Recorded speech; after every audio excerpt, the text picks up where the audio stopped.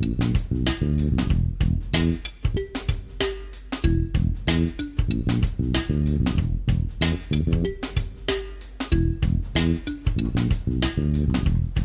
have begun to digitize my family slides because I have not experienced nearly enough tedium and mind-numbing repetition in my life, which is how I discovered myself transported to the Lyndon Johnson first term, round about 8 months after the Kennedy assassination and 5 months after Ed Sullivan introduced the Beatles, in the days when my social circle was switching to banana seats with high handlebars to facilitate wheelies.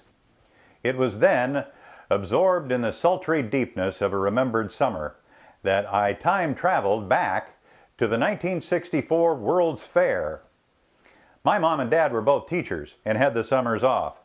And when the school bell rang adios to our mutual academic incarcerations, Dad would pack up the station wagon, he was a Ford man, and took us to the Badlands or Crystal Caves or to a cottage on Lake Erie with a name like Contentment or Bluebell's Rest or Excelsior.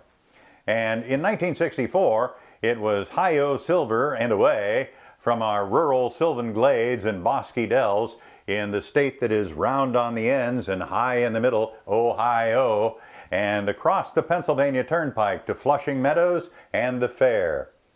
I actually remember I went with some reluctance. I was resentful that I would miss The Fugitive that week. It was summertime. Ronald Reagan's last movie, The Killers, was in theaters, the one where he smacks around Angie Dickinson. The Supremes were on the radio singing, "Where Did Our Love Go?" The papers still called black people Negroes. Negroes were rioting in Harlem that summer. We took the subway from downtown New York City. That's my mom, and my sister, Annie, and me and my brother, Dick. Dad is taking the picture. My assignment was the movie camera. It was a Bell & Howell Zoomatic, exactly like the one operated the previous November in Dallas by Abraham Zapruder. Haven't gotten up the ambition to digitize the 8mm yet, but should my life be long, it'll likely get done. By the way, the front page of the newspaper I'm reading shows Jackie Kennedy debarking a plane, or do you say deplaning? And the headline refers to the widow Kennedy flying the previous day from Washington to New York to buy a Manhattan Fifth Avenue apartment to escape the tourists loitering outside her home in Georgetown. And searching that arrival event on the internet places the date of this newspaper and the photograph of me holding it squarely on July 29, 1964, the day after Jackie Kennedy's 35th birthday. My brother's birthday was actually going to be the next day, on July 30th, so he was 12 here the day before he became a teenager. This is me, Dave. David to my teachers, Davy to my sister, Davy Gravy to my grandmother, who conferred the title at some forgotten Thanksgiving. In 1964, I was a sophomore at Canfield High School, home to the Canfield Fighting Cardinals, and I was attitudinally and intellectually predisposed to be sophomoric. Ironic to think that of the two individuals in this image, I imagine myself the better dressed. We were Buckeyes by birth and by disposition. Not entirely backwoods yokels, but far from cosmopolitan. And we had prepared ourselves to see amazing marvels unknown in our bucolic habitat. And I found nothing odd about a replica of the Mormon Salt Lake Temple rising beside the Festival of Gas Pavilion. I was inclined to allow as how whatever was created for us to see must have had a darn good reason for being here, or it wouldn't have been built. This is my mom, Marge, and Dick and Annie in front of the thing that everybody got their picture taken in front of, that was destroyed in Men in Black when an alien spaceship crashed into it. It was also in Iron Man 2. And the first season of Amazing Race ended here. But of course, those things were eons away in our amazing future. And this is my cousin Doug, my Aunt Emmy Lou, and my Uncle John, the Rileys, taking their turn.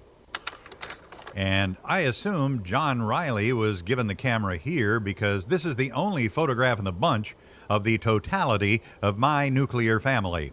And nuclear was a theme here because it was the epoch of our friend the atom, who would provide us all with clean, safe, and cheap nuclear energy into our astounding future.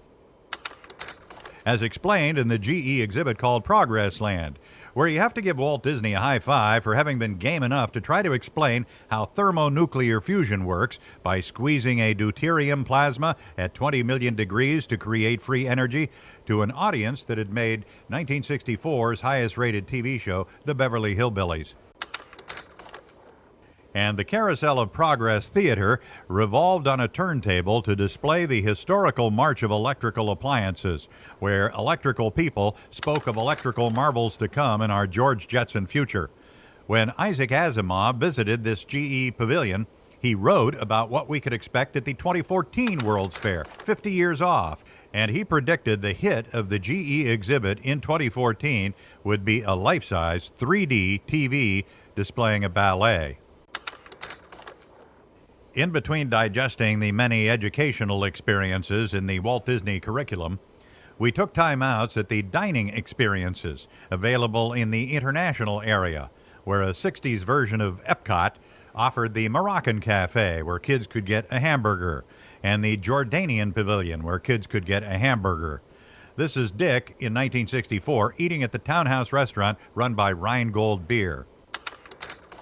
This is Dick in 2014, being celebrated as the Boca Raton, Florida Businessman of the Year at the Boca Raton Resort and Club. Here at the Parker Pen Pavilion, the idea was to achieve world peace by punch card computer matching people with pen pals around the world paired by common interest. And in my case, the result was an exchange of messages with a girl from Denmark, after which followed many years of correspondence between us, leading to the inevitable day, years later, when I asked her to be my wife. Which really happened, never, but I'm sure it happened, never. I spent considerable time contemplating this image and trying to understand this picture and why it was taken, and I eventually concluded that the answer to that question has been left behind and remains in 1964. I do suspect that the explanation is simple, that we were hayseeds and had never seen a dumpster, and we were drawn to it like the ape to the monolith in Space Odyssey. Any 10-year-old kid in this bunch is 60, and Pluto is drawing Social Security, and also 50 years older is the attraction that has people lined up beside the Tower of the Four Winds at the UNICEF exhibit. They're all waiting to get into the big building next door. And 8 out of 10 people on planet Earth will recognize even these fuzzy, unfocused images as having been taken inside the Pepsi Pavilion at the Disney It's a Small World boat ride. If I had not committed the melody to memory over the course of the ride, my sister's relentless repetition of it on the ride home over the Pennsylvania Turnpike tattooed it permanently into my cerebral cortex by the time we reached the Breezewood exit. That's the Kodak building behind Annie. This was the Freemasons Pavilion, which exhibited documents owned by George Washington and Benjamin Franklin, who were Freemasons. And this would be a natural starting point for a time-traveling Nicolas Cage should somebody finally greenlight National Treasure 3.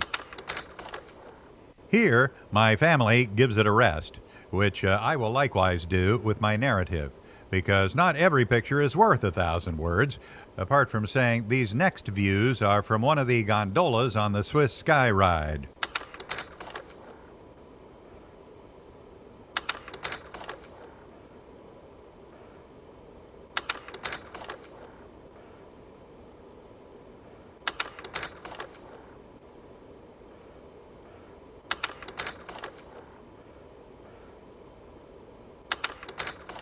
This spiky thing on top of a long pole sticking out of a bronzish sort of bubble is called the solar fountain. I guess the spikes are rays of the sun. I know nothing more about it, aside from that either my dad or I imagined it sufficiently photogenic to pose Cousin Doug in front of it twice. This show is called The Wonderful World of Chemistry, which was not my personal reality as reflected by my report card in that subject, but I'll bet I would have done better in Miss Burgoyne's chemistry lab if my school presented it as a Broadway musical with show-stopping dance numbers, which is what they did at the DuPont Pavilion. Here, there were real-life dancers and singers singing and dancing with projected film singers and dancers. Not a Michael Jackson hologram, maybe, but superior entertainment in 1964. And after the musical, the audience was funneled into the Fun with Chemistry experiment exhibit, where we learned things, such as that DuPont saved all our grocery meats from flies by inventing cellophane, and that DuPont has seen the future of fashion, and that future is polyester and spandex. These guys did tricks with science to demonstrate how the future would be way more fun when we all had our own tubs of liquid nitrogen in which to dip our croquet balls.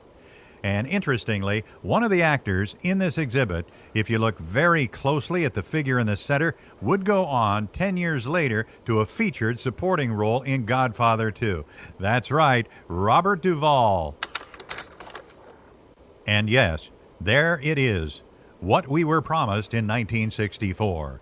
An empty promise, the bitter taste of which still lingers, but as God is my witness, before I assume my inevitable role as compost, I will have a flying car. Oh yes, it will be mine.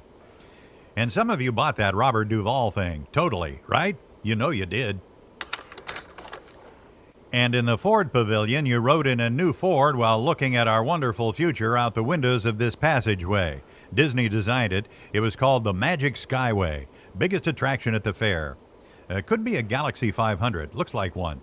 4 years later, my dad gave me one of these used. My first and favorite car, 1964 Ford Galaxie 500 Convertible. Same color as this one. My dad was a Ford man, in the blood. From your convertible, you could see panoramic views of the World's Fair, and then you drove inside to the main exhibit hall, where from your late model Ford, you witnessed dinosaurs fighting. And there were audio animatronic cavemen, too. Walt Disney couldn't make enough robots in 1964. That's my mom with that Ford down there. She liked Fords, too. Partial to the Mercury Park Lane. Too fuzzy to tell if this is a park lane. Didn't have a high enough ASA to do low light very well. People under 30 don't know what that is. ASA? Wikipedia. U.S. Rubber put up a sign on the lower left there that says, U.S. Royal Giant Tire. You know, I think if the sign wasn't there, people would still get it. I'll bet you're with me on this. It says U.S. Rubber on the hubcap, but the tire U.S. Rubber made was the Uniroyal. Genius concept of American ingenuity. The Ferris wheel car tire. You could see the Manhattan skyline from the top. I have photographic proof I rode the world's largest tire. Got that going for me. My Uncle John and my cousin Doug taking a siesta at the General Motors Pavilion. This is Doug now. Remember when the Marshall College football team died in a plane crash? It was very sad. My Uncle John was one of the new coaches who rebuilt the football program. We Are Marshall. Good movie. In the movie, Uncle John's pretend assistant coach character worked with these guys. Sadly, Uncle John is gone, as are Mom and Dad, and Annie too. But in 1964, here we all were, celebrating the glorious future. Except here at the Illinois Pavilion, where they were celebrating the past and Abraham Lincoln, who some say moved to Illinois after learning his name was on all the license plates. The Illinois Pavilion had Walt Disney's first audio animatronic President Lincoln. His voice was the actor who was the ghost of Jacob Marley in Mr. Magoo's Christmas Carol. 1964. Half a century later, this is still the car of the future, don't you think? Here are pictures from high up on the observation tower at the New York State Pavilion.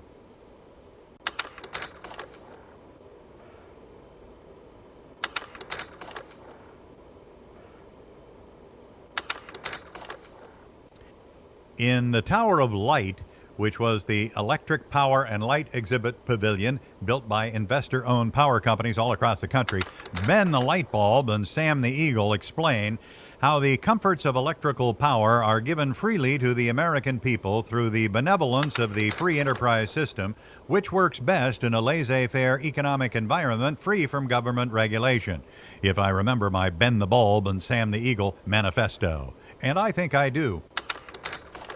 In my family, this is the slide that announces that the slideshow has come to an end, because it's the last slide on the roll of slide film that comes off the spindle and doesn't quite leave enough sprockets for the advance the film crank to move forward to the place it could have taken another whole picture.